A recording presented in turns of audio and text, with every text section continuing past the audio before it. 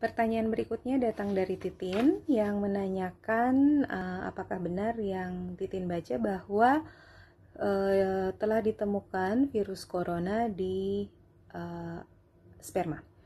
Kawan-kawan, benar sekali, ada penelitian yang belum lama ini dipublikasikan bahwa para penelitinya menemukan adanya coronavirus penyebab COVID-19 di air mani. Air mani ya, bukan sperma. Nah, pertanyaan ini memang relevan dan ya, ini pengetahuan yang baru buat kita.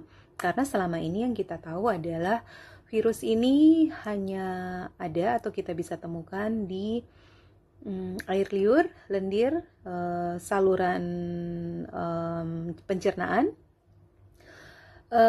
kotoran manusia atau feses, dan juga air kencing. Tapi kita belum tahu apakah virus ini ada atau enggak di cairan vagina, dan baru saja kita tahu bahwa lewat penelitian yang barusan ini kita tahu bahwa ternyata virus ini juga ditemukan di air mani. Nah teman-teman, tapi satu hal yang perlu diingat bahwa penelitian ini masih juga bersifat terbatas, sehingga kita butuh penelitian lain yang skalanya lebih besar untuk mendapatkan informasi yang lebih banyak tentang keberadaan coronavirus di air mani ini.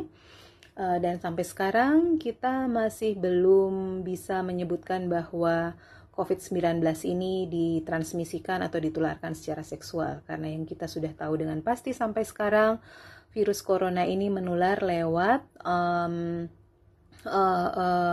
percikan droplet yang mengandung virus corona dari satu orang ke orang lainnya, atau kontak langsung antara orang yang belum terinfeksi dengan virus corona itu sendiri. Nah, makanya memang kita masih perlu lebih banyak informasi, lebih banyak penelitian untuk kita tahu. Keadaan mungkin akan berubah ketika kita punya informasi yang lebih banyak ya, tapi sekarang kita belum tahu.